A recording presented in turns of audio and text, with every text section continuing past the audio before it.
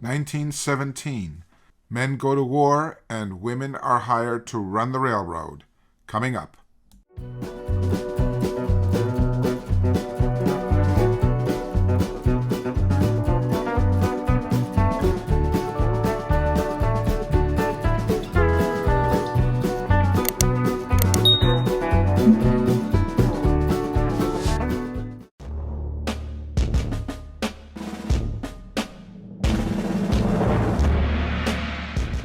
On April 6, 1917, the United States entered World War I on the side of France and the United Kingdom. Many men volunteered for military service, followed by many others who were drafted. This left many jobs open. Like many other transportation companies, the Brooklyn Rapid Transit Company, BRT, predecessor of the Brooklyn Manhattan Transit Corporation, BMT, began hiring women for what were then traditionally male roles. The August 1918 issue of the BRT Monthly, the employee newsletter, shows some of the women working in the mechanical department as electricians, drill press operators, painters, etc. Note the woman turning the armature shaft in Figure 2. The article mentions that she has 19 brothers fighting in France, and her husband has joined the American Expeditionary Force. Working for the BRT must have been the easiest job she ever had to handle. The group photos are of women working in the inspection and overhaul shops.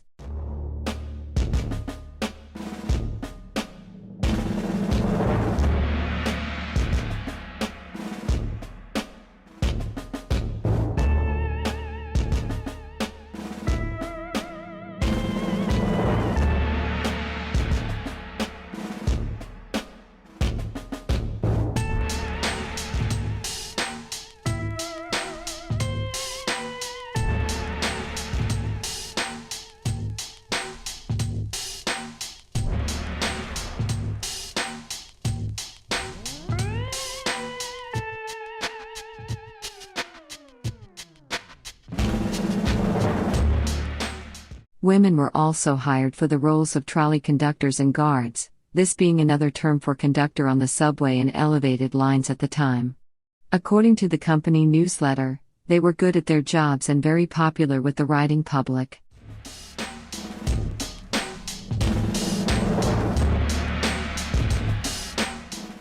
Then, on November 11, 1918, an armistice was signed and the war was over. Would the women get to keep their new jobs? Or would the roles revert to male only as in the past? The answer to that came in a New York state law passed in March 1919 called the Lockwood-Caulfield Act. The law restricted women to working no more than 9 consecutive hours from 6 a.m.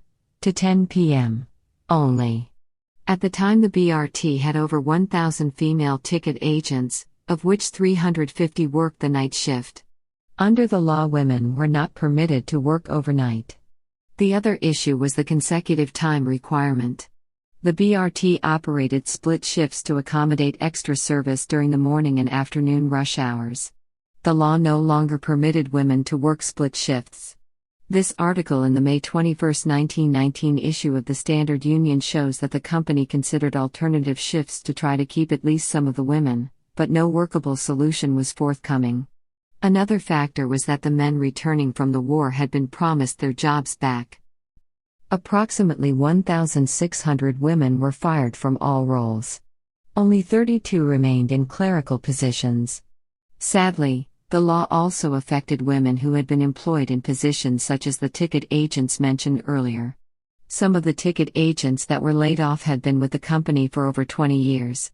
In April 1920, Governor Alfred Smith finally succumbed to public pressure and repealed the time limit provisions of the law. But by that time all the positions had been filled by men returning from the war.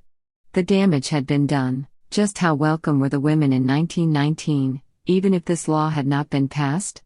Let's look at this report from the Watertown News dated December 6, 1918.